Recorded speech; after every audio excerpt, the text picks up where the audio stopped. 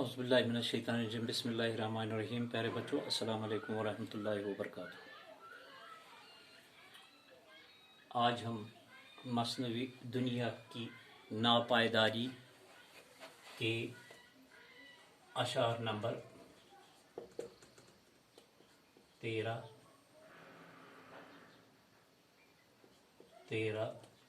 14 और 15 पढ़ेंगे। ठीक है, इनकी तशरीह हम करेंगे। तशरीह करने से पहले हम इन अशारों को लब और लहजे के साथ पढ़ेंगे। ठीक है, आप अपनी किताब अपने सामने रखें।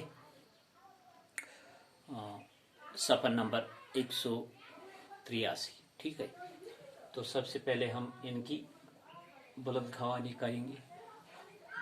अतर मिट्टी का जो न मिलते थे, अतर मिट्टी का जो न मिलते थे, न कभी धूप में निकलते थे। गर्दिशे चरख से हलाक हुए, गर्दिशे चरख से हलाक हुए, अस्तखवान तक भी उनके खाक हुए।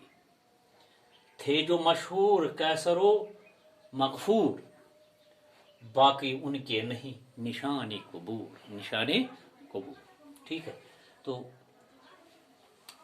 वो अल्फाज जिन्हें हमें समझने में जो हमें समझ में नहीं आते हैं, उनकी मैं निशानदेही करूंगा, बोर्ड पर लिखेंगे। अतर के लफ्जी माने हैं खुशबू। ठीक है, गर्दिशे चरख, गर्दिशे चरख के लफ्जी माने है जमाने की तब्दीली, जमाने की तब्दीली। अस्तखवां के लफ्जी माने है खड़ियां।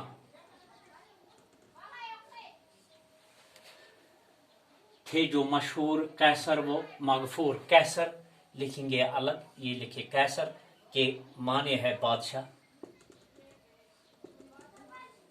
ठीक है, मगफूर ये है कदीम चीनी बादशाहों का लक़ब, कदीम चीनी बादशाहों का लक़ब। ठीक है, कबूर कब्र की जमा है।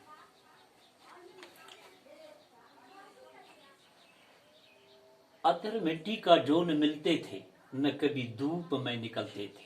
मिर्जा शौक मस्नवी दुनिया की नापायदारी में फरमाते हैं, दुनिया की जो नापायदारी है उसके बारे में हमें रोशनास करने की कोशिश करता है। फरमाते हैं, अतर मिट्टी का जो न मिलते थे, न कभी धूप में निकलते थे। फरमाते हैं, वो लोग जो मिट्टी की खुशबू पसंद न करते थे, मिट्टी की खुशबू पसंद न करते थे और धूप में बाहर नहीं निकलते थे। नहसा ओस तमन पसंद करान मिट्टी मिज, नहसा ओस तम तापस मज नेबर नेरान। इसका मतलब ये है कि वो ऐश परस्त थे, ऐश परस्त थे। कौन? गर्दिशे चरख से हलाक हुए, अस्तखवान तक भी उनके खाक हुए। फरमाते हैं कि वक्त की गर्दिश ने, वक्त की गर्दिश ने या जमाने ने पलट खाकर सबको मार डाला, सबको मार डाला। उनकी हड्डियां मिट्टी में मिल गई, उसी मिट्टी में जिसकी खुशबू वो पसंद नहीं करते थे, जिसकी मिट्टी की, जिस मिट्टी की खुशबू वो पसंद नहीं करते थे, और उसी मिट्टी में वो मिलकर खाक हो गए। थे जो मशहूर कैसर व मगफूर, बाकी उनके नहीं निशान। قبول. فرماتے ہیں صرف یہی نہیں بلکہ ایک